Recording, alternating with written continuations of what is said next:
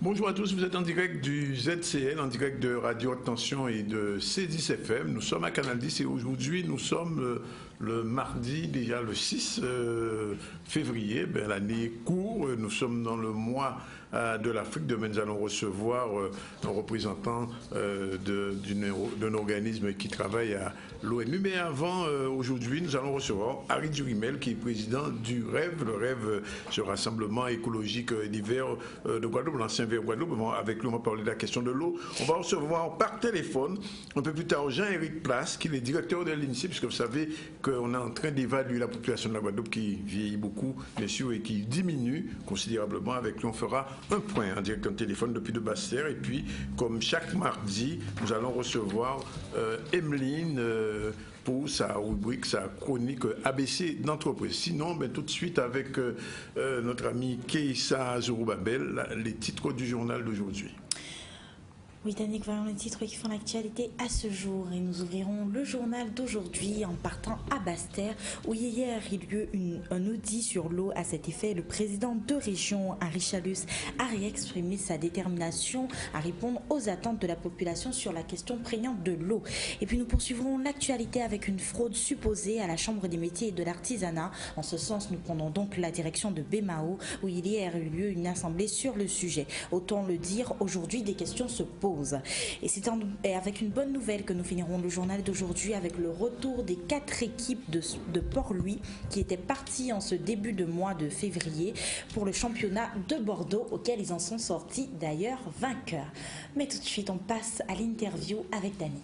Merci Keïssa. 2018, l'année de l'eau. Le droit à l'eau est un droit fondamental et les collectivités locales sont dans l'obligation d'assurer la continuité du service public de l'eau. C'est par ces mots, j'ai plus envie de dire presque prophétique, puisque nous étions au début de l'année, qu'Harry Durimel a salué l'année nouvelle qu'il a qualifiée d'année de l'eau, et depuis on n'a pas cessé de parler de la question de l'eau qui est revenue comme par hasard sur le devant de la scène médiatique et politique. Harry Durimel, bonjour. Bonjour. Et merci d'être avec nous pour parler une fois de plus de l'eau, mais on n'en finira pas, puisque malgré, en dépit de toutes les réunions qui se sont déroulées les derniers jours, la question de l'eau reste encore une question problématique et pas résolue. Absolument, et au moment où je vous parle, c'est avec une bouteille d'eau que je me suis lavé ce matin, par exemple. Oui. Et donc,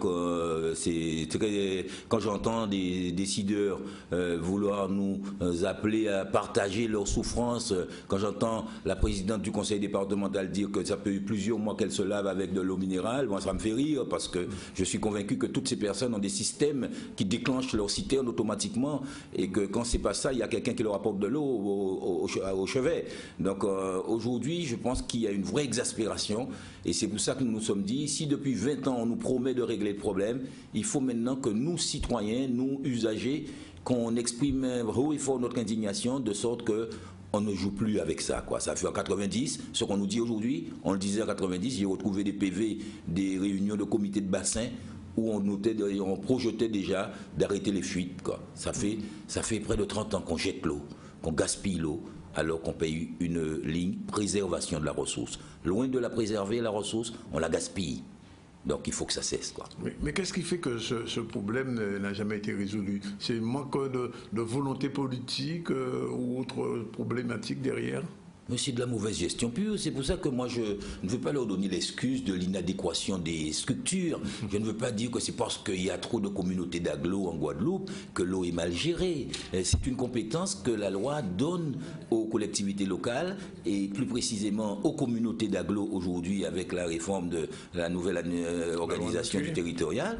Donc on ne peut pas dire que nous sommes génétiquement incapables aux Antilles de gérer un établissement public de coopération intercommunale. Donc moi, dire que c'est à cause de l'institution inadaptée qu'on n'a pas d'eau, c'est une trop belle excuse, et donc je refuse de la donner à ceux qui gèrent l'eau depuis plus de 30 ans au sein d'organismes collégiaux, parce qu'on veut stigmatiser un ou des individus, pointer du doigt une personne. Moi, je pense qu'il y a une responsabilité collective, et elle doit être sanctionnée, non pas en jetant le bébé et l'eau du bain, mais qu'on fasse un audit de chacune de ces communautés d'agglos et qu'on identifie le circuit de l'argent payé par les consommateurs. Car c'était fléché sous vos factures, préservation de la ressource, 2% de votre consommation d'eau. Donc si cet argent a servi à autre chose, nous considérons qu'il s'agit d'un détournement, qu'il s'agit d'un abus de confiance, ce sont des infractions pénales. Nous avons porté plainte, la Chambre régionale des comptes a donné son avis sur la gestion d'un de ces établissements publics de coopération intercommunale, parce qu'on a tendance à focaliser sur le SIAG, mais il n'y a pas que le SIAG. Il y a, le SIAG a une zone de compétence, mais il y a des syndicats intercommunaux, le syndicat intercommunal des grands fonds qui a géré l'eau pendant très longtemps à Moronalo. Il y a la fameuse régie Nord-Caraïbes, il y a la Générale des Eaux elle-même en tant qu'entité privée aussi, qui a eu pendant plus de 40 ans des marchés sans appel d'offres. Une DSP, c'était une DSP. Une DSP, oui. Une délégation de service public donnée sans appel d'offres. La Chambre régionale des comptes le dit dans son avis de 2013. On a renouvelé, mais c'est une infraction pénale. Vous entendez ce qui arrive à M. Gallet de Radio France pour avoir violé les règles d'ordre public du Code des marchés. Oui, favoritisme, oui. Donc est-ce que sous les tropiques, on est complaisant avec ceux qui assurent la Pax Francesa ici, ou est-ce que on veut fermer les yeux? Est-ce que la Générale des Eaux, est-ce que Veolia est plus fort que l'État? Est-ce que vous savez que ce qui est choquant, et nous allons être bientôt entendus par la police judiciaire, puisque depuis qu'on a fait ce ramdam devant le tribunal, on a été reçu par le procureur de la République, et nous avons été convoqués par la police judiciaire pour nous entendre sur la plainte. Donc, ce qui est pathétique, c'est que on constate qu'il y a des violations, il y a pour moi, c'est patent, la Cour de cassation a eu l'occasion de confirmer la condamnation de maire pénalement, parce que face à des fuites récurrentes, le maire n'avait pas pris les dispositions qu'il fallait. La Cour de cassation a considéré que c'était une infraction pénale.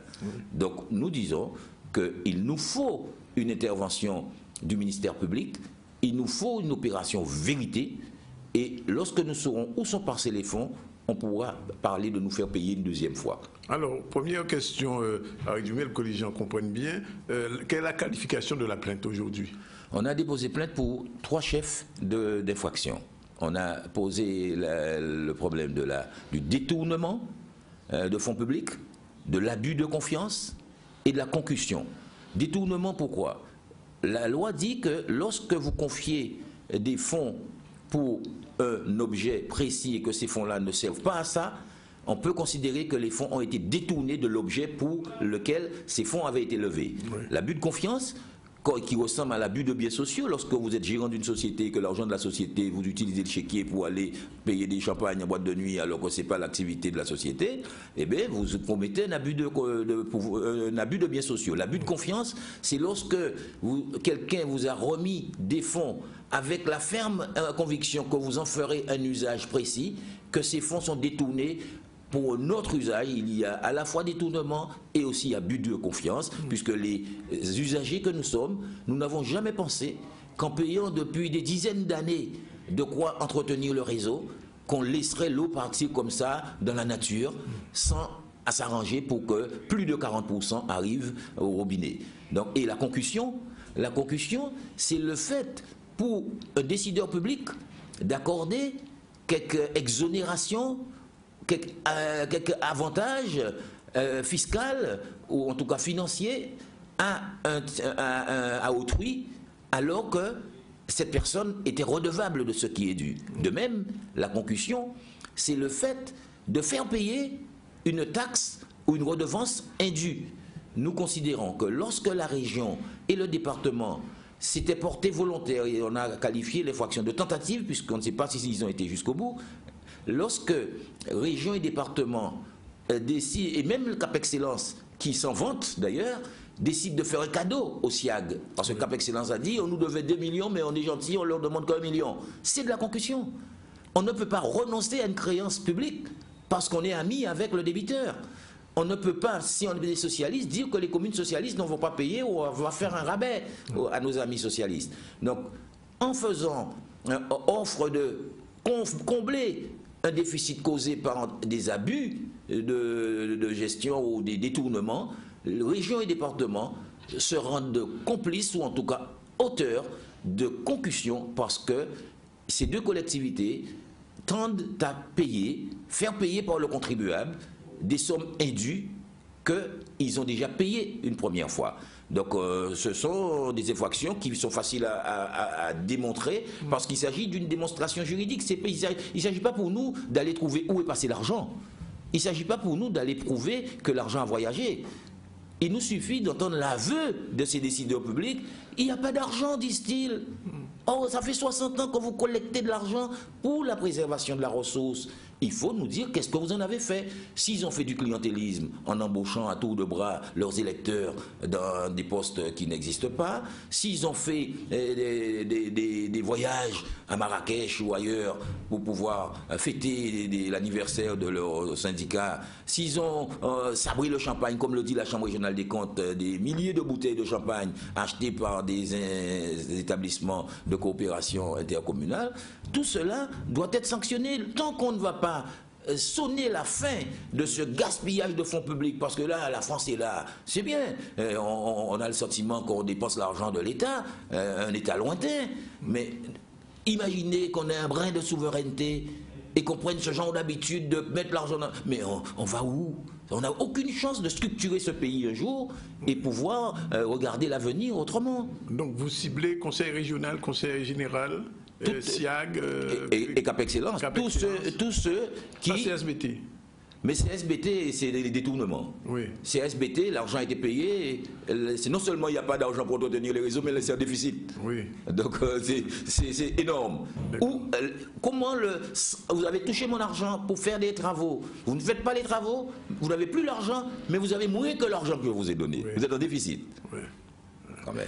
Alors, est-ce que, Harry Gumel, je rappelle quand même qu'on est dans un pays colonisé où quelquefois, sans porter atteinte à personne, la justice traîne les pieds pour certaines affaires quand il faut vraiment aller dans le fond. Est-ce que vous y croyez cette fois? Bon, moi, j'ai le devoir d'y croire, puisque je suis avocat, donc oui. Si je décide que je n'y crois plus, c'est comme si un pêcheur va à la mer et pense qu'il n'y a plus de poissons. Donc moi, si je dis que la justice, ça fonctionne à l'envers, il faut que je change de métier. Oui. Parce que si je suis avocat, c'est que je crois toujours en la justice. Je pense qu'il faut, de notre côté, faire le travail de démonstration, parce que l'application du droit, c'est un syllogisme. Il faut poser le principe, voilà le principe, et confronter la situation de fait au principe et dire, le droit, c'est ça. Les faits auxquels nous sommes confrontés, c'est ça. Correspondent-ils à la définition de principe de la loi? Si ça correspond, on doit appliquer la sanction qui va avec. Donc pour moi, c'est un exercice qui est facile à faire à Paris. C'est le même code. Oui. On doit pouvoir le faire aussi en Guadeloupe. Théoriquement. Théoriquement. Oui. Et je vous dis que c'est que pour le confort de mon esprit que j'y crois. Sinon, c'est le désespoir. Donc je ne peux pas dire que ça ne se fait pas. Votre dossier est solide. Le dossier est solide, mais je n'exclus pas l'aléa que vous présentez qui est lié au contexte politico-administratif de notre territoire où on le constate souvent, des contingences extérieures peuvent faire qu'on peut laisser passer le temps et que l'affaire se prescrive. Oui.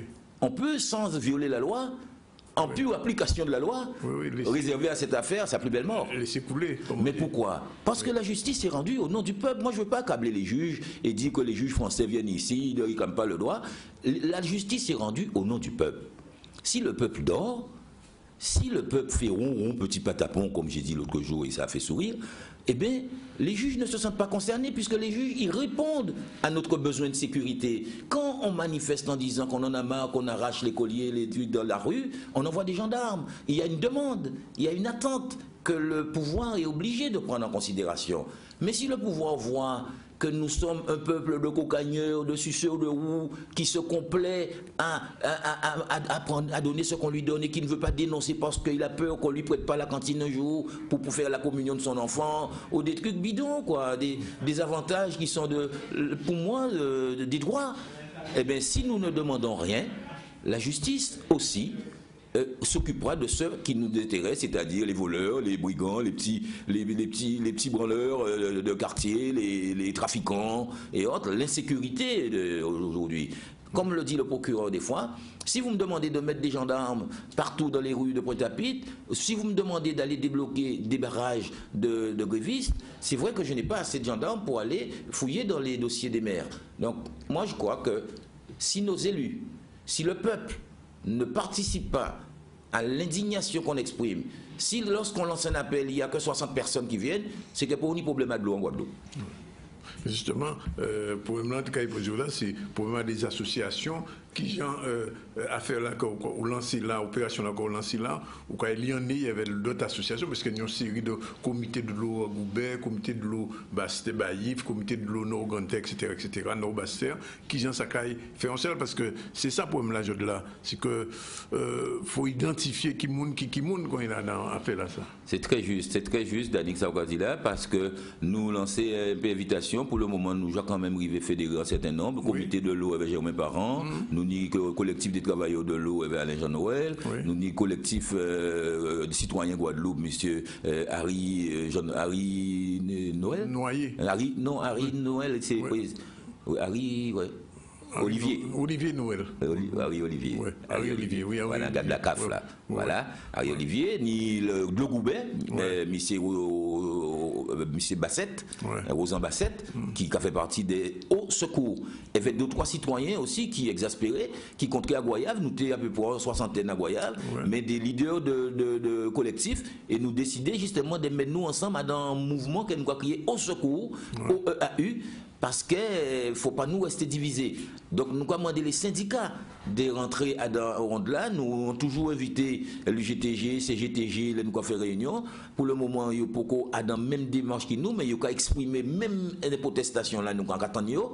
Donc demain soir, demain mercredi soir, nous avons relancé l'invitation là. Nous avons espéré vraiment que les gens qui panient de l'eau et organisations qui défendent droit à moun en général, qui en les entrer à la plage via au demain, on bar qui en d'antichimé là comme dans les plages là à Rond-Point Montebello à Petit-Bou, nous avons invité tout le monde qui peut demain à 7h de soir pour nous définir des actions parce que nous avons le sentiment que nous avons essayé d'endormir nous.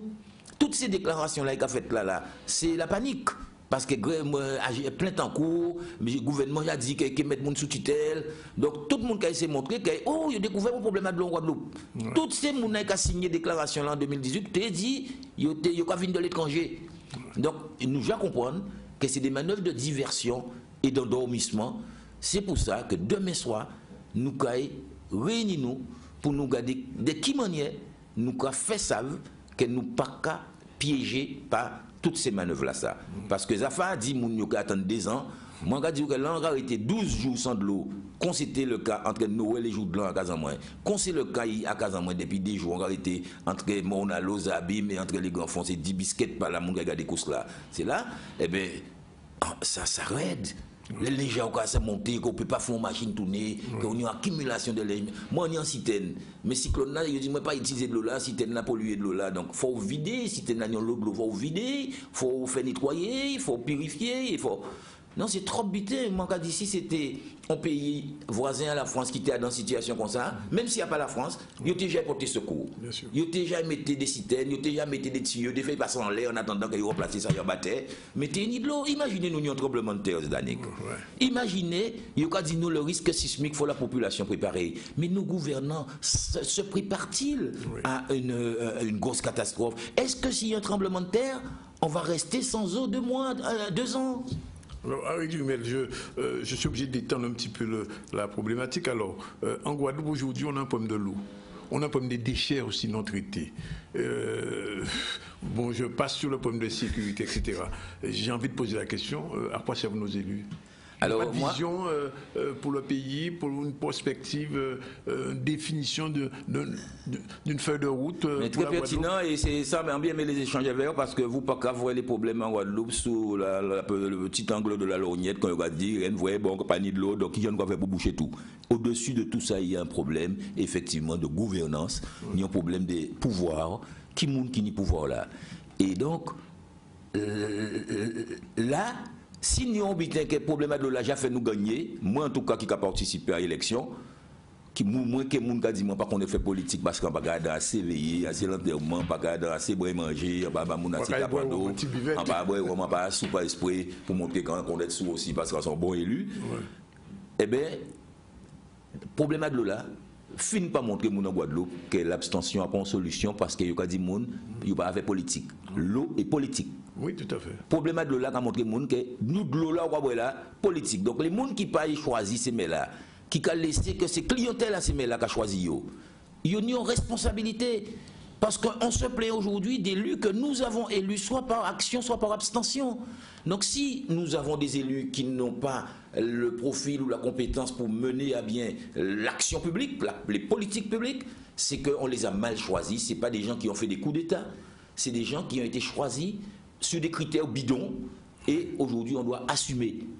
Parce qu'en gros, on a dit, déchets, cette politique à déchets, nous, bon, on manque à reconnaître... on ne peut pas dire pas faire rien parce qu'au moins il peut opter pour là où on prend un gancan et on a le sentiment, ça n'a pas senti mauvais comme avant, ni on pelouse qui a caché toutes ces carcasses à voiture, la cache en bas, il arrive à faire ça paraître belle, on pile les autres, il arrive à faire un pot de fleurs en apparence. Donc, il faut reconnaître que nous avons avancé au niveau assainissement. Oui. Mais la politique des déchets ne se réduit pas à ça. La politique des déchets, c'est depuis la production des déchets jusqu'à leur valorisation, puisque à présent, l'Europe a parlé de réduction et valorisation pour nous le moins... Il n'y a plus d'enfouissement. L'enfouissement, c'est le passé, c'est archaïque. Donc, politique à déchets, nous avons résumé à quoi? Nous faisons marcher avec Ubasser pour te faire buter soi-disant 800 millions. Ben, finalement, il n'est pas fait, il faut payer Ubasser un certain nombre de centaines de millions en dommages et intérêts. Nous dit non, on ne veut plus du Ubasser, on veut maintenant de Vinci. Nous dit plus de DSP, délégation de service public, on va faire un PPP, partenariat public-privé. Le mot est beau, ça fait PPP, oui, ça fait musique. Mais derrière, ça coûte très cher. La Cour des comptes, j'ai dit attention au PPP. Le gars construit pour toi, il fait tout pour toi, mais il s'arrange pour que ça coûte le plus cher possible, pour que ça lui rapporte le magot. Et toi, tu es content parce que tu n'as rien déboursé, c'est le peuple qui paye. Eh bien, là encore, on est en train de dire, parce qu'apparemment, le président Chalus a considéré que cette histoire de PPP, il n'en veut plus, alors que la région a déjà décidé combien il était cabaye, le département a dit combien il cabaye, tout le monde a déjà dit au cabaye, il a dit non, on ne veut plus de ça, c'est comme des enfants gâtés. Ou quoi, on fait en bicyclette, mais il va dire, finalement, son mobilette, tout de bon. Est-ce que nous pouvons faire ça? Est-ce que c'est parce que nous sommes dans une grande nation que nous avons oublié que nous sommes petits pays? L'air qu'a 10 ans mis en antique, que nous devons mettre 800 millions en long traitement des déchets, c'est quoi? Nous devons mettre ça les audits, mais c'est budget nous pour l'année là, le pays là. Donc est-ce qu'on va continuer à s'amuser, à gaspiller l'argent public, à décider des choses et après par l'effet du temps, on va dire oh finalement on ne va plus le faire, on va donner un petit 200 millions à Vinci comme dommage intérêt. Est-ce que les politiques publiques doivent se réduire à faire des erreurs, à avoir le droit à l'erreur? C'est ça notre politique publique? Faire des erreurs, payer les dommages intérêts, passer à autre chose? Parce que là on parle maintenant d'abandonner Vinci et de faire autre chose pour les déchets. Ça va nous coûter cher. Alors qu'il y a un prototype fabriqué, conçu par un Guadeloupéen qui nous invitait à venir le voir fonctionner au Maroc. Et moi, nous arrivons et nous rendons compte que nous pouvons mettre 4 butins comme ça aux 4 coins de la Guadeloupe et il y avait 200 millions, 300 millions. Nous avons dit à nous traiter au plus près de là au produit, créer emploi à Marie-Galante, créer emploi à Gonterre Nord, créer emploi à Basse-Terre Sud. Nous pas ni vision politique en nous qu'a réduit, c'est là que le citoyen doit se rendre compte que ça lui coûte cher, c'est de la politique à la petite semaine. C'est élection à venir, il faut organiser des banquets, il faut faire des déjeuners champêtres, il faut aller dans le l'enterrement, il faut pas monter à point d'eau, il faut couillonner le monde et où est d'ailleurs, le peuple même comme des oui, pourquoi on fait politique. Là qu'on est couillonné nous, là on peut venir. Henri Dumoubel, avant nous quitter nous deux petits mots quand même, puisque aussi vraiment Caribéen a dit ça, sont en réalité ou installé à Saint-Martin, mais ou installé aussi à Dominique, Cyclone Crasé, les deux côtés que vous avez installés. Vraiment. Et on va plaire. On va plaire. Alors, qui j'en sais Dominique Jodla, le dernier fois où aller, qui j'en sais Saint-Martin?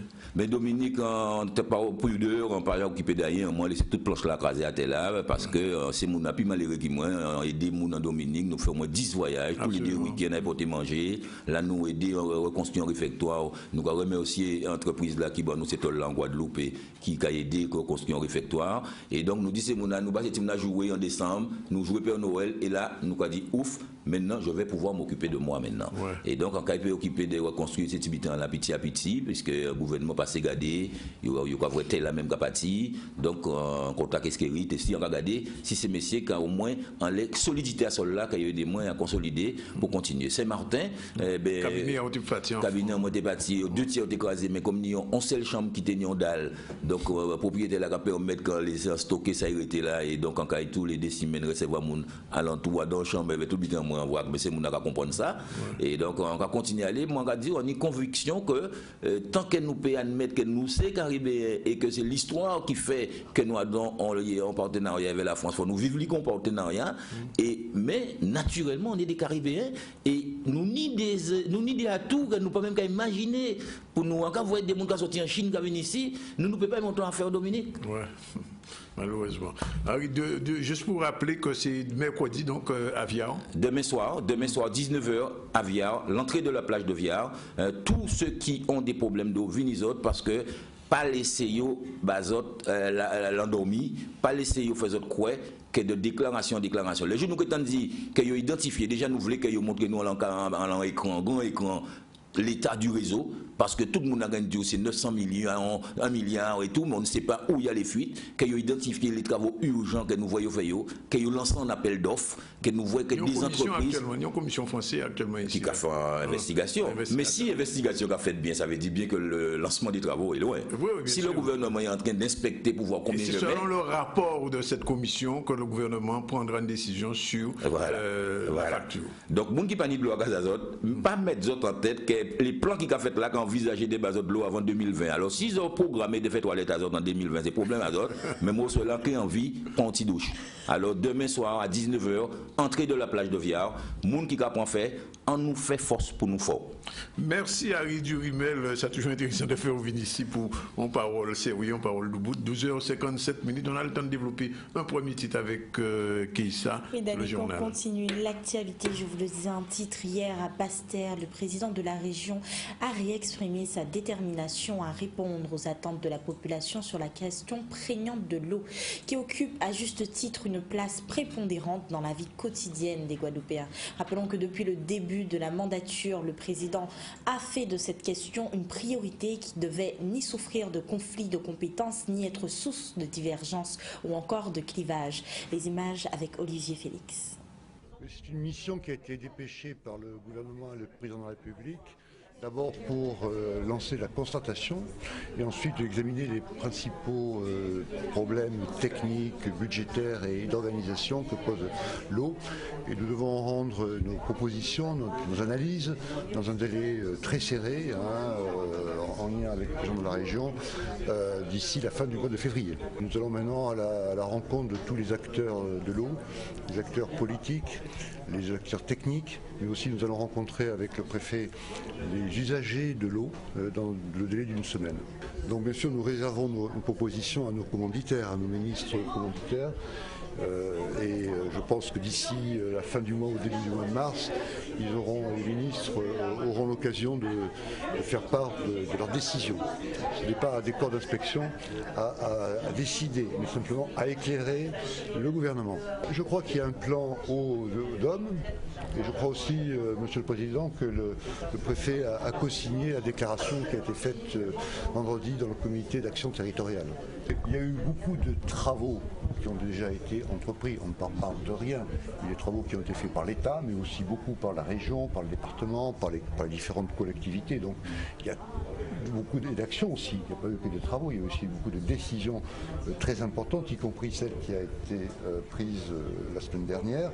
Donc on ne parle de rien. Là, on fait dans un délai très très court. Je crois que tout le monde ici en Guadeloupe est pressé que les choses aboutissent. Donc en une semaine, on va essayer de voir le maximum de choses et donner les meilleurs éclairages et les meilleures propositions au gouvernement. En fait, déjà, je remercie le président de la République parce qu'en moins de 15 jours, je l'ai rencontré. Il m'a promis une mission d'inspection interministérielle pour pouvoir faire le tour des problématiques de l'eau en Guadeloupe. C'est chose faite aujourd'hui. En plus, nous avons la chance que ce soit notre ancien sous-préfet de Pointe-à-Pitre, M. Marc Bell, qui coordonne cette délégation. Nous avons fait le tour avec lui concernant les travaux d'urgence à entamer. Et comme je l'ai expliqué, ce qui est important pour moi, ce n'est pas quel type d'agglomération qui aura le leadership, mais c'est surtout comment donner de l'eau à tous les Guadeloupéens dans un laps de temps réduit.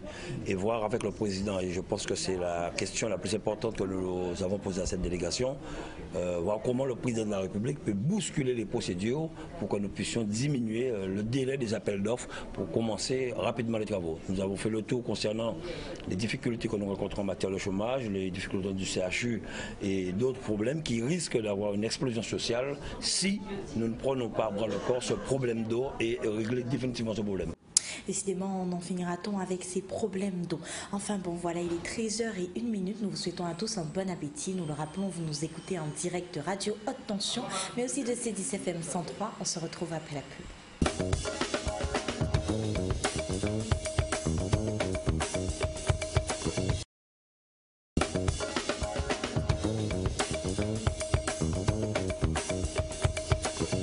Voilà, il est 13h08 dans les studios de Canal 10 en direct de ZCL et de RHT, aussi de C10FM. Vous êtes avec nous jusqu'aux environs de 14h. Tout à l'heure, nous avons parlé avec Harry Durimel de problèmes de l'eau. Je vous rappelle donc cette réunion, ce rassemblement, ce semblé qu'on doit dire en créole, demain 19h sur la plage de Viard. Vous aurez l'occasion de parler des questions fondamentales sur le traitement justement judiciaire de cette question de l'eau. Sinon, on va entrer tout de suite en direct avec Jean-Éric Place, qui est le responsable de l'INSEE Guadeloupe, pour parler avec lui de problèmes de démographie et de recensement. Monsieur Place, bonjour. Bonjour. Alors écoutez, je vous appelle parce que effectivement l'INSEE a lancé une grande campagne de recensement de la population depuis le 18 janvier et ça se termine très bientôt après le carnaval aux environs du 17 février. Alors première question, la population de la Guadeloupe est en baisse sérieuse? Alors elle est en baisse, sérieuse pas forcément, mais elle est en baisse depuis 2010. Oui. La population est de juste un peu en dessous de 400 000 habitants, oui. 398 000. Et donc elle a entamé cette baisse parce qu'il y a déjà un excès des départs sur les arrivées. Oui. Et puis le solde naturel n'arrive pas à compenser ces départs. C'est-à-dire qu'il y a certes un peu plus de naissances que de décès, mais l'excès de naissances sur les décès ne compense pas le déficit migratoire, c'est-à-dire oui. les jeunes qui partent de Guadeloupe oui. pour faire leurs études ou pour leur premier emploi. Ils ne reviennent pas? Ils ne reviennent pas toujours, en tout cas. Oui. Et donc, deuxième phénomène qui explique un peu cette baisse de la natalité, c'est que les femmes guadeloupéennes font moins de 3 enfants maintenant, c'est ça? Oui, alors plus proche de 2 que de 3, et donc une fécondité qui a beaucoup baissé, hein, ça c'est la transition démographique, oui. Et puis en plus le nombre de femmes en âge de procréer est moins important du fait que justement la classe d'âge des 20 ans, 30 ans, 18-25 ans à peu près, est souvent en métropole. Oui, c'est 18-25 ans qui partent. 18-25 ans, oui. Oui, qui partent. Et de l'autre côté, bien évidemment, la population, il y a un vieillissement aussi de la population. Alors voilà, c'est ça. Hein. Donc on a un vieillissement. Tous les âges au-dessus de 40 ans ont des effectifs qui augmentent. Et cette pyramide inversée n'a aucune possibilité d'être renversée, si je peux parler comme ça, c'est-à-dire pendant longtemps, la population de la Guadeloupe était considérée comme très jeune, les moins de 25 ans étaient majoritaires, il n'y a pas de possibilité, on ne peut pas penser à un inversement de la tendance? Alors cette tendance-là de vieillissement de la population, non, elle est vraiment lourde et on ne peut pas la renverser si facilement. Par contre, les migrations, elles dépendent de l'attractivité du territoire. Donc, pour faire des projections d'évolution de population à l'horizon 2030, on prend des hypothèses. Mais ces hypothèses-là ne sont pas forcément inscrites dans le marbre, c'est-à-dire que la Guadeloupe peut devenir plus attractive qu'elle ne l'est actuellement. Bien sûr. L'autre paramètre que j'aimerais évoquer avec vous, c'est la question des migrants, des gens qui arrivent en Guadeloupe. Est-ce que ce solde de migrants a augmenté au fil des années? Alors, vous voulez dire les migrants, les étrangers ou les... Oui, les étrangers, bien sûr, des non-guadeloupéens. Il reste relativement faible en en Guadeloupe, il est moins important en proportion que pour la métropole. Il est de l'ordre de entre 4 et 5% de la population, alors que c'est plutôt 9% en métropole. Et puis rien à voir avec des territoires comme Saint-Martin, où c'est un tiers de la population, et la Guyane également. Alors, vous allez étudier ce recensement pour les communes ou les villes de moins de 10 000 habitants. Comment ça va se passer techniquement? Alors, pour les communes de moins de 10 000 habitants, on n'en a que certaines qui sont recensées cette année. C'est Vieux-Habitants, La Désirade, Port-Louis et Déé, donc il y en a 4. Oui. Et puis pour les communes de plus de 10 000 habitants, c'est une proportion des habitants qui sont recensés chaque année. Et ce recensement se fait manuellement ou avec le numérique, avec les outils numériques habituels? Alors c'est la nouveauté depuis 3 ans à peu près. On développe le recensement par Internet. C'est-à-dire? Et c'est-à-dire que il y a un agent censeur quand même qui passe, qui donne les codes aux habitants, et avec ces codes, la personne peut se recenser toute seule sur Internet en remplissant le questionnaire. Alors, d'après ce que j'ai lu dans vos rapports, en 2005, si je m'abuse, la Guadeloupe était aux environs de 397 900 habitants. Quel est le dernier chiffre disponible aujourd'hui? Eh bien, vous avez bien le bon chiffre, le dernier chiffre. Hein, oui. Alors, l'histoire des 400 000 habitants, maintenant, c'est de la fiction? Eh bien, oui, ça semble difficile de remonter, hein, puisque on a des projections démographiques à l'horizon 2030 et on est sur une tendance de baisse jusqu'à 370 000 habitants, plus ou moins 15 000. Alors, donc vous voyez que même dans le scénario favorable, oui, on aura une baisse de la population, en prenant des hypothèses qui sont plausibles sur, en particulier, les phénomènes migratoires. Bon, alors, si je comprends bien, mais si on va plus loin, c'est-à-dire si on faisait une projection sur un siècle, ça veut dire que les Guadeloupéens sont en train de disparaître? Ah, sur un siècle, on ne sait pas. Hein.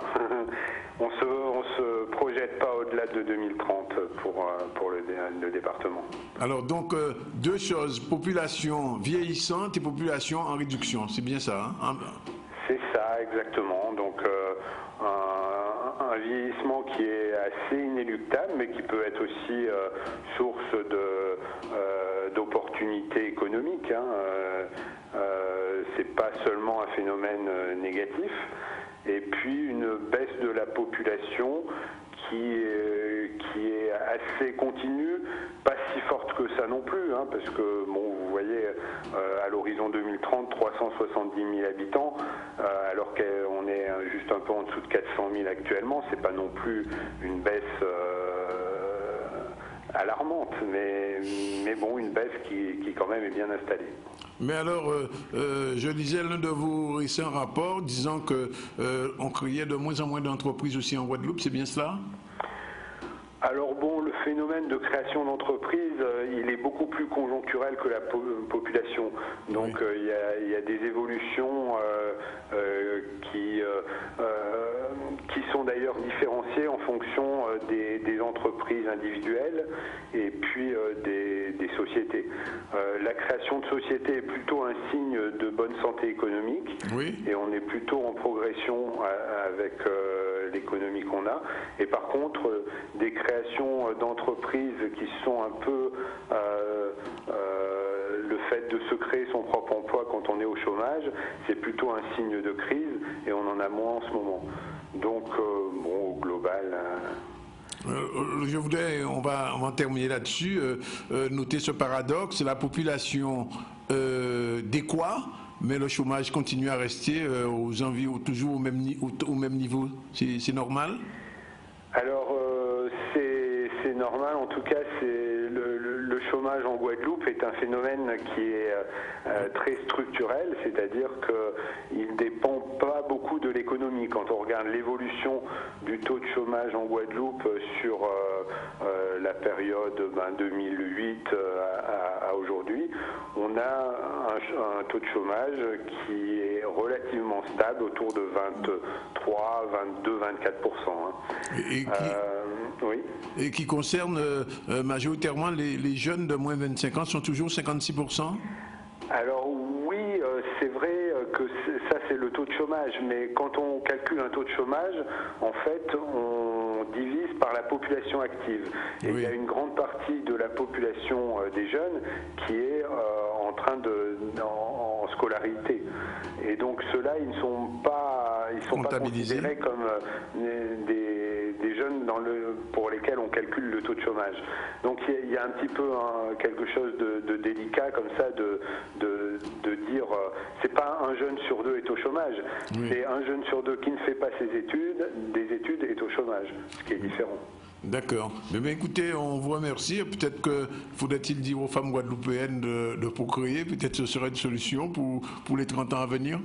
Ah, ça serait une solution, effectivement. Ouais. Merci Jean-Éric, place de l'INSEE. Il est exactement 13h18. On revient tout de suite à l'actualité avec Keïssa, qui est... On va parler de fraude supposée à la Chambre des métiers. Les votes pour le renouvellement général des membres de la Chambre de métiers et de l'artisanat de Guadeloupe du 25 janvier 2018 ont été recensés en séance publique en préfecture par la commission d'organisation des élections. Le taux de participants avait été de 35,33%.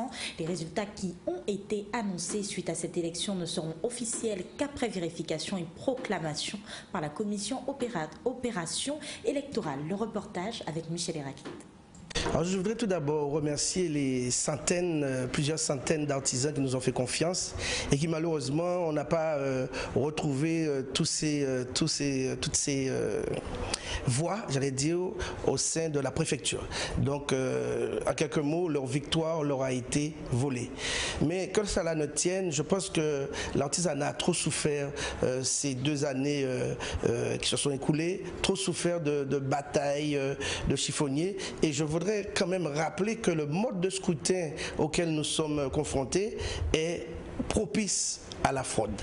Et donc par conséquent, nous avons décidé, mon équipe et moi, EPA, de ne pas porter plainte au tribunal administratif afin d'éviter que les artisans ne retournent aux urnes, qu'on ne puisse retourner vers une campagne électorale, qu'on ne puisse pas retourner vers ce qu'on pourrait appeler une fraude qui est pour moi organisée, parce que c'est le scrutin même qui le veut, mais qui n'oblige pas quand même les artisans à procéder de la sorte, parce que nous n'avons pas procédé de la sorte. Donc nous disons que nous allons protéger l'institution en n'allant pas au tribunal administratif. Mais comme nous voulons que la fraude cesse, nous allons nous porter au tribunal correctionnel, nous allons au pénal pour que les fraudeurs puissent définitivement être sanctionnés. Mais en dehors de ça, nous disons que tant que la Chambre de métier aura un président, fût-il élu honnêtement ou pas, nous serons dans la discipline d'accompagnement, nous serons dans la discipline de proposition, nous serons dans la discipline, j'allais dire, républicaine, qui voudrait que ceux qui sont considérés comme tels responsables puissent être accompagnés par ceux qui font le quorum de l'Assemblée générale. Donc nous sommes déterminés à être encore aux côtés des artisans, nous sommes déterminés à faire des propositions, donc nous sommes déterminés à travailler pour l'artisanat. Je crois que les artisans attendent de nous, les responsables, que nous puissions être toujours à leur côté, que nous puissions régler les problèmes. Nous avons commencé à apporter des solutions à leurs difficultés. Nous avons pensé aux zones qui sont en mal de développement. Nous avons pensé à Marie-Galante, au Nord Grande Terre, à la Côte-Soulevant. Nous avons pensé à la formation, à l'apprentissage, en faisant une proposition de loi. Donc aujourd'hui, nous disons qu'il y a un chemin qui a été tracé, nous avions une vision, et donc si l'équipe qui est aujourd'hui en place peut poursuivre, eh bien nous l'accompagnerons. Journée de l'orientation et dans le cadre du plan des étudiants et du parcours à venir qui vise à l'acquisition de connaissances, des compétences nécessaires pour se projeter dans l'avenir et faire des choix raisonnés et éclairés. Le lycée de Banbridge a organisé samedi une journée porte ouverte à l'attention des lycéens, une action menée dans le but de permettre aux lycéens de formaliser leur parcours d'orientation post-bac. Le reportage avec Michel Héraclite. Alors le but de cette journée porte ouverte, c'est de proposer aux élèves de terminale, de notre établissement, mais également des établissements d'ailleurs, donc les autres lycées, lycée de Pointe-Noire, lycée de Port-Louis, les lycées avoisinants, de leur proposer toutes les formations qui existent au sein de notre établissement. Donc, nous avons ici un DCG, donc un diplôme de commerce, de comptabilité et de gestion, plusieurs BTS, un BTS assistant de gestion, un BTS comptabilité gestion et un BTS SEO, services informatiques aux organisations. Nous avons également des classes préparatoires aux grandes écoles, scientifiques et économiques. Voilà, donc c'est proposé en somme tout le panel des formations du lycée de Banbridge aux différents élèves de terminale. Le second but de cette opération, c'est de permettre aux étudiants, puisque nous avons des partenaires extérieurs qui nous accompagnent, qui sont venus proposer leurs services aux étudiants. Donc nous avons entre autres des banques, nous avons l'Université des Antilles, le Crous qui sont présents également ici pour donner un maximum d'informations à nos futurs étudiants. Voilà. J'ai accompagné ma fille pour la journée porte ouverte au lycée Banbridge, donc parce que nous avions des inquiétudes concernant la prépa. Donc en venant ici, nous avons été rassurés sur ce qu'elle pourrait faire, sur l'internat et comment ça se passait avec les élèves. Et je suis complètement rassurée et ça me donne vraiment envie de poursuivre à Banbridge. J'ai choisi la prépa BCPST avec l'aide de ma mère aussi. Les élèves étaient très chaleureux, l'accueil était très bien, donc du coup, ça m'a aidé dans mon choix. Et voilà, il est 13h24. Nous vous souhaitons à nouveau un bon appétit. Nous le rappelons, vous nous écoutez en direct de Radio Haute Tension 89.8, mais aussi de C10FM 103. Tout à l'heure, nous allons retrouver Emeline pour notre chronique ABC, mais ce sera tout à l'heure après la pub.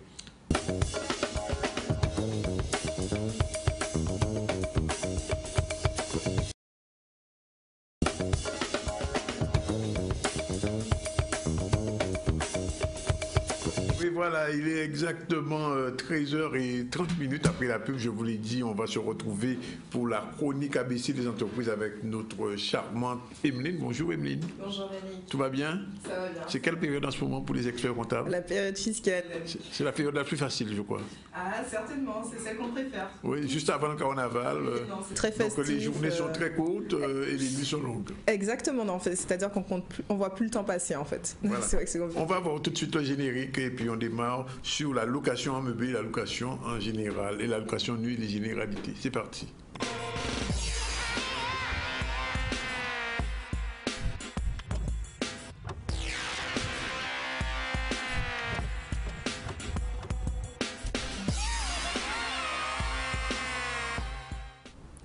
Bonjour chers téléspectateurs et auditeurs. Et auditeurs, c'est vrai, excusez-moi, puisqu'on est sur RHT également. Bonjour Kaïssa. Tout à fait. Alors aujourd'hui, je voulais faire un point du moins sur les généralités, puisque c'est vrai que la semaine dernière, j'ai abordé la question de la location meublée. Oui. Et je n'ai pas parlé particulièrement de la location nue, donc c'est vrai que je souhaitais faire une distinction entre les deux. Donc pour rappel, initialement, location meublée et location nue, ce ne sont pas du tout les mêmes régimes, que ce soit les régimes fiscaux et même sur le traitement. Alors juste une précision avant de démarrer, est-ce que ça n'a rien à voir avec ce qu'on appelle aujourd'hui le Airbnb? Alors justement, sur Airbnb, c'est de la location en meublé. Donc c'est le régime meublé qui va s'appliquer à ce type de location. Donc lorsque vous louez, dès lors qu'il y a un certain nombre d'éléments spécifiques, vous pouvez retrouver la liste sur Internet, dès lors que toutes ces choses sont recueillies au sein d'une habitation, effectivement là on va parler de logement meublé. Mais c'est effectivement conditionné par ces éléments dont j'ai parlé justement lors de ma dernière chronique. Alors comment on distingue la location meublée de la location nue? C'est la location qui est nue. Oui, c'est la location qui est nue. D'accord, non, il faut bien préciser. Ça veut dire que le local justement local, est nu. Voilà, justement, il n'y a pas de meubles, donc c'est tout l'inverse. Il n'y a personne. C'est exactement l'inverse. Donc, hormis ça, effectivement, il y a des différences sur la durée de la location. Par exemple, qu'on soit en meublé ou en nu, c'est pas du tout la même. Et il peut y aussi avoir une différence sur la durée de préavis en cas de départ, principalement. Après, si on parle de toute la partie liée au loyer de ces locations, donc il faut savoir que c'est aussi réglementé pour toute la partie location en meublé, dans la mesure où si votre logement se situe dans une zone tendue, parce qu'on distingue zone tendue de zone tendue. Alors, ce sont des zones qui ont été définies législativement, enfin réglementairement. En général, c'est plus en France. Non, alors en Guadeloupe, il n'y a pas de zone tendue. Mais comme ma chronique s'adresse aux téléspectateurs de Guadeloupe qui peuvent avoir des habitations en France métropolitaine, donc qui peut être en région par exemple, Paris par exemple, c'est une région qui est rentrée dans la classification tendue. Donc ça veut dire que les loyers qui sont appliqués sont réglementés.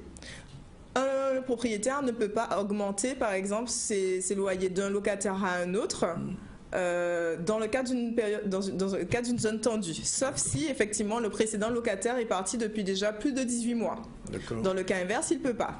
Ou alors, s'il a effectivement entrepris des travaux d'amélioration assez lourds qui font que derrière, forcément, ça augmente la valorisation du bien, ou alors, si les loyers qu'il pratiquait avant le précédent locataire était relativement trop bas. Question de qui ça? Oui, mais Emeline, dans le cas où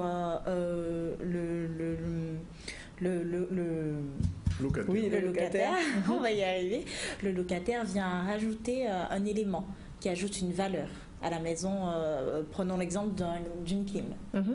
Est-ce qu'il a le droit d'augmenter le loyer C'est-à-dire qui devrait augmenter le loyer? Le propriétaire? Le propriétaire. Mais le propriétaire ne peut pas augmenter sur la base de quelque chose que le locataire, lui, a intégré. Bien au contraire, le locataire... Non, si c'est le propriétaire qui met la clim, supposons que les charges soient comprises, est-ce qu'il a le droit Ben non, puisque, enfin, s'il n'est pas dans une zone...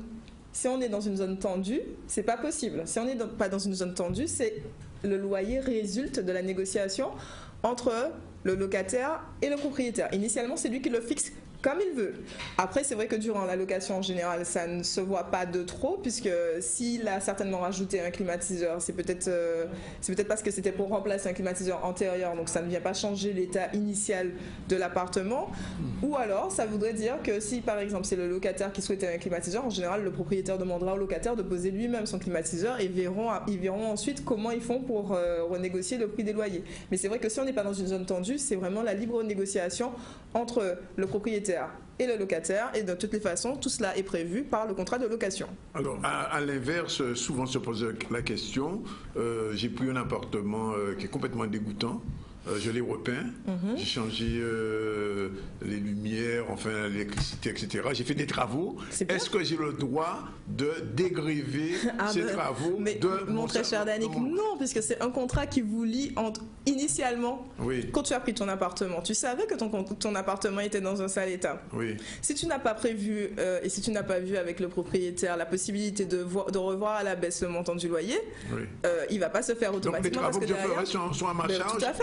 Uniquement sans bénéfice. Mais parce que et théoriquement, peut-être parce que ça ne relevait pas normalement de ta compétence de faire les travaux, puisqu'il y a des travaux qui incombent au propriétaire, il y a des travaux qui incombent au locataire. Si ce sont des gros travaux qui concernent la structure même de l'appartement, normalement c'est le propriétaire qui doit effectuer ces travaux. Et au cours de la négociation locataire-bailleur, c'est au locataire de demander au bailleur d'effectuer ses travaux pour que lui n'ait pas... C'est bon de le dire, parce que souvent l'erreur se fait, les gens entrent dans un appartement, et puis tu te dis, bon, on vous fait petit là, on vous fait un changer, c'est putain là, etc. Donc moi là, ça en va à payer. Ben non, ça c'est pas possible. Ou alors, effectivement, si les travaux ont été faits à l'initiative du locataire, il avertit son propriétaire, il lui demande son accord pour qu'éventuellement, si c'est lui qui a payé la facture, que d'ailleurs le propriétaire l'indemnise. Mais on peut pas décider en fait d'une manière unilatérale, en fait, si ça se trouve, le propriétaire, lui, il n'a pas demandé à ce que soit repeint son appartement. Donc c'est bien trop beau, ça. Comment fixer le loyer ou les loyers? Alors les loyers, c'est par rapport à ce que je te disais tout à l'heure, mais je pense surtout que la question, c'est par rapport aux charges, parce qu'en plus du loyer, il y a toutes les charges qui peuvent être liées à l'électricité, à l'eau, qui peuvent être prises en charge par le propriétaire. Et alors dans ce cas-là, c'est soit une fixation au forfait ou soit une fixation au réel. C'est-à-dire que si c'est le propriétaire qui paye la facture d'électricité, il peut convenir initialement dans le contrat, lors de la signature, que les factures seront demander au locataire est payé par ce dernier au montant réel. Ou alors, ça peut être aussi un montant forfaitaire qu'il aura décidé et c'est au locataire de dire s'il est d'accord également ou pas pour le montant des charges qui lui seront imputées. Alors, pour nos téléspectateurs, que les choses soient bien claires, parce que je viens d'entendre ça 2 ou 3 fois, la Guadeloupe, il n'y a pas de zone tendue, ça veut dire que les loyers sont libres. Oui, la fixation des loyers. On peut fixer, c'est-à-dire on peut louer un appartement 2 000 euros, 5 000 euros, 10 000 euros. Alors, il faut savoir quand même que pour toute la partie liée au loyer, aux zones tendues ou non, nos téléspectateurs ont la possibilité également d'aller sur Internet parce qu'en fait, il y a un site qui propose la vérification de l'emplacement en fonction de la ville ou de la commune. Donc, comme je dis, en fait, ça s'applique plus à la métropole puisque moi, j'ai testé effectivement. Et sur la Guadeloupe, on n'a pas de zone tendue, donc la fixation est libre. Tout à fait. D'accord. Et alors, on va aborder la question du montant des charges parce que ça aussi, c'est un facteur, un des paramètres du loyer. Comment ça se fixe? Mais comme je te disais, Danick, soit tu as un montant forfaitaire qui est établi par le propriétaire, c'est-à-dire qu'il aura fait une estimation antérieure du montant des charges, si c'est de l'électricité ou l'eau, mais il faut savoir aussi qu'il y a des charges locatives parfois liées à la copropriété, donc c'est déterminé peut-être en amont, ou alors c'est en fonction du prix réel qu'aura payé le propriétaire. Il va demander à son locataire de lui rembourser cette taxation au forfait réel, on va dire. D'accord. Autre question qui se pose, c'est le prix du montant, le montant de la garantie. Alors, il faut savoir que là encore, on va distinguer la location nue de la location meublée. Oui. Dans le cas d'une location, que je ne dise pas de bêtises, dans le cas d'une location meublée, le propriétaire peut demander jusqu'à 2 mois de loyer. Ce qu'on appelle la caution. Encaissable, voilà, la caution. Oui. Et les gens confondent souvent avec la location nue où en fait, ça ne peut être maximum que 2 mois. La location vide. Alors, dans la location vide, nue, 1 mois de caution. Caution maximale. Oui, même pour une agence, même pour une agence. Même, alors, on parle de particulier là, normalement. En général. De particulier à particulier. Particulier là. Bon coin, bon coin quoi. Voilà, exactement. Oui. Donc c'est maximum 1 mois de caution. Par contre, en location meublée, on peut aller jusqu'à 2 mois de caution. Et ça peut s'expliquer par rapport au fait que, étant donné qu'il y a des meubles, aussi. Il y a même des meubles, non, c'est surtout des meubles, car si jamais il y a un souci, il vaut mieux effectivement avoir 2 mois de caution plutôt qu'un seul mois. Autre question qui se pose souvent, c'est la question de l'assurance. Le locataire doit s'assurer quand il prend un meublé ou un appartement? Alors, le locataire doit toujours assurer l'intérieur de son logement, c'est-à-dire ce que contient son logement. Le propriétaire doit assurer les murs du logement, forcément, au cas si jamais il y a un dégât significatif comme un tremblement de terre ou autre, alors que le locataire, lui, doit s'assurer qu'effectivement ces meubles sont correctement assurés si jamais il y a un souci.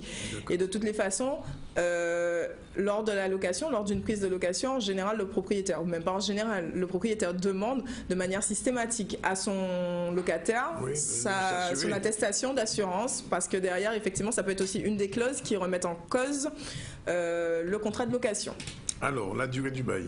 La durée du bail, donc c'est pas le même qu'on soit en meublé ou qu'on soit en nu. Donc en cas où si on est en meublé, la durée est obligatoirement d'1 an. Donc cette durée peut être ramenée à 9 mois si jamais on effectue une location auprès d'étudiants. D'accord. Par contre, si on est en location nue, la durée obligatoire est de 3 ans. Obligatoire. Sauf certaines conditions. Enfin, c'est la loi qui l'impose. Et on ne peut pas demander à son locataire, on ne peut pas imposer à son locataire de louer pour une durée moins importante que ces 3 ans. Mais il y a aussi des conditions qui encadrent. Enfin, en général, c'est plus lorsqu'on se penche sur la question de louer en meublé ou en nu qu'on se pose la question de manière un peu plus étendue. Donc oui, il faut bien faire la distinction. Comment effectuer la déclaration des loyers des meublés? Alors voilà, c'est bien pour ça que je souhaitais faire cette chronique, c'était pour bien faire la distinction, puisque j'en ai parlé la semaine dernière, mais peut-être que ça n'est pas forcément clair. Lorsqu'on loue en meublé, on relève du régime des BIC, des bénéfices industriels et commerciaux. Donc c'est un peu comme si on était un commerçant qui travaillait en fait dans son commerce, je sais pas, pour pouvoir mettre une similitude. Alors que lorsqu'on est en location nue, on relève des régimes des revenus fonciers. Dans le cas de la location meublée, quand on relève du régime BIC, alors il faut savoir que pour les 2 types de location, en plus de relever des BIC ou des revenus fonciers, chaque personne, enfin le propriétaire, doit aussi verser des prélèvements sociaux. Voilà, donc c'est-à-dire que quand on assujettit au revenu BIC, au revenu foncier, on ramène ces montants, on va dire, les soldes de ces régimes dans l'impôt sur le revenu et on est taxé à l'impôt sur le revenu sur ces éléments. Plus 17,2% de prélèvements sociaux. Donc il faut effectivement s'attendre à avoir une taxation plus importante qu'on ne le pense, puisque c'est vrai que certaines personnes, certains clients se disent parfois mais je ne comprends pas, j'ai déjà payé énormément d'impôts sur le revenu parce que soit j'avais du revenu foncier ou j'avais du revenu BIC et en plus de ça je paye aussi des prélèvements sociaux. En fait, quelle que soit la situation, les deux sont applicables. Et voilà. Reste la question de la déclaration des loyers en nu, on a vu. Voilà, tout à fait. Alors, oui. Par contre, pour toute la partie liée au BIC, je ne sais pas si c'était ta question peut-être, Danick, il faut distinguer deux régimes. Le régime micro-BIC. Alors, micro, pourquoi micro ? Alors, on considère qu'en deçà de certains seuils, c'est pas vraiment une activité qu'on exerce de manière commerciale et tout. Donc, en fait, c'est vrai que le fisc propose un régime allégé qui permet qu'en deçà de certains revenus, c'est-à-dire sur une année 70 000 euros en moyenne, en deçà de 70 000 euros. Et pour ça, il faut il va avoir quand même pas mal de loyers pour être en réel. Donc en deçà de ce seuil, on a la possibilité de pratiquer un abattement de 50% sur les revenus imposables de 70 000 et de soumettre le solde directement à l'impôt sur le revenu. Mais c'est pas forcément plus avantageux que de passer au régime micro-réel, enfin de passer au régime réel, autant pour moi, micro-BIC de réel. Pourquoi ?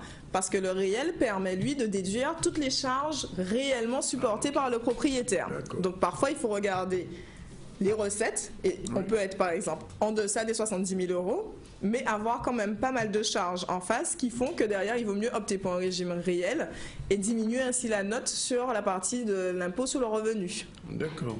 Alors, le régime réel et le micro-foncier pour les locations nues, il y a une différence fondamentale ? Justement, en fait, c'est-à-dire que je disais que pour le meublé, c'est micro-BIC, donc le seuil, c'est 70 000 euros puisqu'il a été revu avec la loi de finances, alors que dans le cas du des revenus fonciers, on va parler de micro-foncier quand les recettes n'excèdent pas 15 000 euros. Rappelons que les revenus fonciers, c'est dans le cas de la location nue et que micro-BIC, c'est dans le cas de la location meublée. Donc là aussi, il faut peut-être réfléchir à quel type de location on fait en fonction de son niveau d'imposition. Soit de la location nue, soit de la location meublée. Il faut voir quelles sont les meilleures alternatives parfois et se poser la question. Et c'est là que l'expert comptable... Exactement, c'est tout à fait... Qu'est-ce qu'il conseille l'expert comptable en général ? L'expert comptable en général va plutôt regarder l'ensemble du foyer fiscal, puisque comme je viens d'expliquer, l'imposition est effectuée sur l'impôt sur le revenu. Donc en fait, lui, il va s'interroger surtout sur la composition de l'impôt global du foyer fiscal de son client, entre autres. Et peut-être voir aussi quels sont les avantages à être plutôt en micro-BIC plutôt qu'en revenu foncier, c'est-à-dire peut-être orienter plus sur la location meublée ou plutôt que de la location nue. C'est à voir. C'est un cas au cas particulier où on fait une analyse par rapport au client. Voilà. On est arrivé au terme. Je crois qu'on a pratiquement tout dit. La prochaine chronique sera très compliquée. Très compliqué. Alors, oui, puisqu'en fait, on est obligé d'en parler quand même. C'est sur la loi de finances 2018, donc sur les principaux changements intervenus et qui concernent. Alors, il y en a quand même quelques-uns, notamment, je viens de parler du relèvement des seuils micro-BIC pour les entrepreneurs. Pareil pour micro-BNC, donc c'est pour toute la partie profession libérale. Mais on a aussi d'autres dispositifs comme l'abaissement du taux de l'impôt sur les sociétés. Bon, ça concerne davantage les impôts. Et surtout, il y a la flat tax. Je ne sais pas si tu en as. La flat je tax. Connais pas. Oui, alors... Ah ben voilà, ça va être une taxe unique de 30% qui va être calculée sur quasiment une bonne partie des revenus de chacun d'entre nous en fait. La flat tax. La flat tax. C'est nouveau, ça. Et ça va être très tendance, oui, tout à fait, très tendance. Bien, on va entendre parler souvent. On reprend notre souffle, il est 13h47. On te remercie pour ces éclairages et on aura l'occasion dans 15 jours, après le carnaval. Oui, c'est ça. Non, c'est le troisième mardi. Ce sera moins tendu. Non, ça risque d'être un peu plus tonique encore. On te reverra toujours avec plaisir. Merci, Emeline. Il est 13h47. On passe à la suite et à la fin du journal avec la charmante Keïssa. Et oui, et à ce jour, plusieurs apprentis élèves du CFA URMA Guadeloupe sont à Paris afin de participer à la 3e édition du Salon de la gastronomie des Outre-mer. Dimitri Virasamy Ramassamy, CFA URMA Guadeloupe, Audrey Ramjatan, CFA URMA Guadeloupe et Emmanuel Émilie Hugues, chef professeur CFA URMA. Le reportage avec Maurice Cessé. Alors, je suis monsieur Hugues Emmanuel Émile, je suis chef et professeur à l'URMA et j'enseigne tous les métiers de bouche. Alors, vous accompagnez tous ces jeunes qui sont venus au sein de ce festival de la gastronomie. Quels sont les objectifs de leur venue ici à Paris? Ici, l'objectif, on ne sort pas dans leur cadre de formation, même si ça reste une exposition, un forum. Ici, ils sont là pour exploiter leurs connaissances et leur savoir-faire. Et de même, je les inscris au concours Babette pour qu'ils puissent rencontrer d'autres chefs et d'autres écoles dans leur façon d'évoluer. Arrivé ici, on peut dire que ceux qui ont été sélectionnés, c'est les meilleurs. Donc ce sont des gens, on va dire, qui sont déjà semi-professionnels. Au Guadeloupe, est-ce qu'il y a beaucoup de jeunes qui s'intéressent à ce type de métier, à ce type de profession?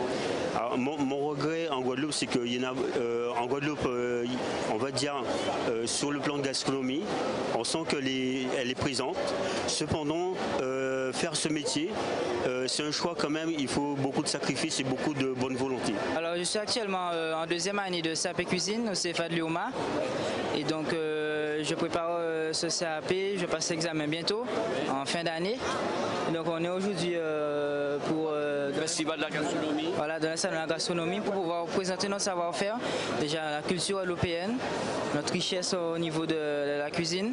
Donc on a une richesse assez diversifiée. Tu as une idée de ce que tu vas présenter? Alors on réfléchit toujours un petit peu, certes on ne sait pas à quoi encore s'attendre pour le concours, mais on est toujours un peu dans l'état d'esprit inventif et toujours penser un peu à la culture. Eh bien nous allons animer le stand déjà, proposer 2-3 choses du pays et puis nous allons aussi participer au concours culinaire qui se déroulera sur les... Important. Ah oui, très. Et on va tout faire pour essayer de gagner. Bien sûr, il faut représenter notre belle île. La formation se passe très bien, nous avons la chance d'avoir un bon professeur qui est un bon chef aussi. Et donc voilà, et puis c'est une bonne opportunité pour nous. On peut montrer ce qu'on peut faire même en tant qu'apprenti et bien évidemment rencontrer beaucoup de grands chefs qui sont invités au salon. La Guadeloupe est décidément une terre de champions. Hier encore, en début d'après-midi, c'était le retour des petits champions de Port-Louis. Après avoir passé le week-end du 2 au 3 à Bordeaux à l'occasion des championnats de l'UNSS, ils sont de retour. Il faut savoir que les 4 équipes de la Guadeloupe ressortent à ce jour de championnat avec un titre de champion de France en challenge A et en challenge vitesse. Nous nous sommes donc rendus à l'aéroport afin de les rencontrer. Les images avec Stanley Manica. Alors aujourd'hui nous sommes là précisément parce qu'en fait ce week-end du 2 au 4 février nous avons eu en métropole à Bordeaux exactement les championnats de France UNSS Indoor, athlétisme hivernal donc en salle. À l'issue de ces championnats, 2 des 4 équipes de la Guadeloupe sont championnes de France. Voilà. En challenge A et en challenge vitesse. Nous sommes vraiment très heureux d'accueillir nos champions aujourd'hui. C'est un événement extraordinaire donc, pour le collège Paul Nord Grande Terre. C'est que nos moyens sont, ne pas dire dérisoires, parce qu'on a vraiment très peu de moyens. Malgré tout, on arrive à avoir des champions de France. Et si on compare et si on avait des moyens au moins à la hauteur de la capacité de nos élèves, peut-être qu'on pourrait même avoir des champions du monde. Qui sait, peut-être qu'ils seront donc à Paris 2024. Mais là, on a vraiment des moyens qui sont vraiment, comme je l'ai indiqué, on a des faibles moyens, vraiment des très faibles moyens, des conditions de pratique qui sont insuffisantes. Je l'ai indiqué il n'y a pas longtemps au président de la commission éducation du conseil départemental en leur disant seulement que malgré nos faibles moyens, on arrive à qualifier donc nos jeunes au championnat de France et en retour ils sont champions de France. On est vraiment très contents, c'est tout le Nord Grande Terre qui est très heureux avec eux. On s'est préparé déjà pour être champion de la Guadeloupe. Donc c'est vrai qu'on n'a pas de piste, on n'a pas d'endroit pour travailler, mais il y a du talent, donc ils ont travaillé dur, ils y croyaient et quand on est arrivé la première journée ça s'est bien passé et on était déjà en tête après la première journée et à la deuxième journée on a consolidé notre première place et on est sorti champion de France.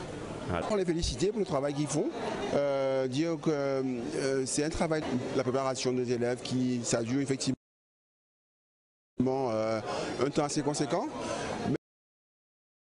encourager effectivement les autres à venir à l'UNSS pour pratiquer, parce que l'UNSS est obligatoire dans le cadre des cours d'EPS, mais également en complément des cours d'EPS. Il faut dire que l'UNSS est des valeurs fondamentales que l'école a besoin. Et donc là,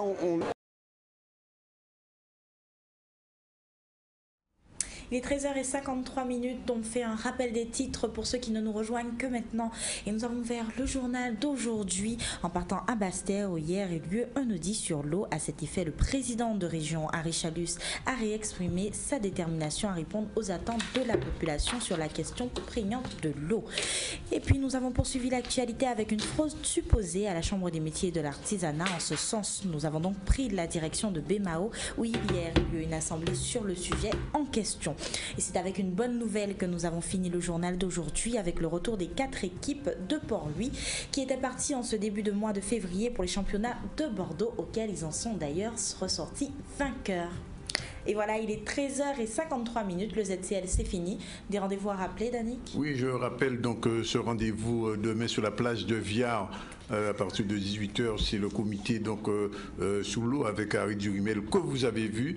Et puis cette mauvaise nouvelle pour la population guadeloupéenne, elle est en baisse sérieuse. Nous sommes environ 397 000 habitants, c'est-à-dire nous sommes passés au-dessous du seuil des 400 000. La population ne cesse de baisser. Les femmes font de moins en moins d'enfants, environ 1,8 enfant par femme en Guadeloupe, c'est très insuffisant.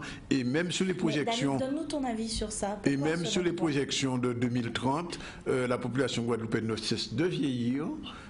Malheureusement, les jeunes s'en vont entre 18 et 25 ans et les jeunes femmes font de moins en moins d'enfants. Pourquoi selon toi? Alors, pourquoi il a expliqué, premièrement, les jeunes femmes sont absentes puisqu'elles partent. Elles font leurs enfants à l'étranger, en France, au Canada et autre part. Deuxièmement, c'est vrai qu'aussi la situation est quelquefois compliquée. Certains pères n'assurent pas non plus aussi, il faut le dire. Donc, l'enfant devient pratiquement une charge pour la femme. Et donc, les familles monoparentales se développent dans notre pays. Au résultat des courses, eh bien, les familles de 13 enfants, comme c'était le cas il y a 30 ou 40 ans, c'est fini. Une femme aujourd'hui fait combien d'enfants, Keïssa? 2 enfants. Nous ne dirons pas 3, puisque pour majoritairement... c'est 2 enfants maximum, voilà. Pas 3. Et pourtant, on dit jamais 2. 203. Voilà, il est 13h53, on se quitte sous cette nouvelle qui n'est pas très bonne pour l'avenir du pays, puisque nous sommes un pays vieillissant, malheureusement, de papy et de mamie. Malheureusement, heureusement qu'il y a quand même quelques petits jeunes qui restent, mais enfin, la plupart s'en vont chercher la vie ailleurs et le chômage ne cesse d'augmenter. Voilà, on se retrouve quand même demain. Bon appétit si vous pour manger, et puis à demain à la même heure, Keïssa. À la même heure, Danick. Merci.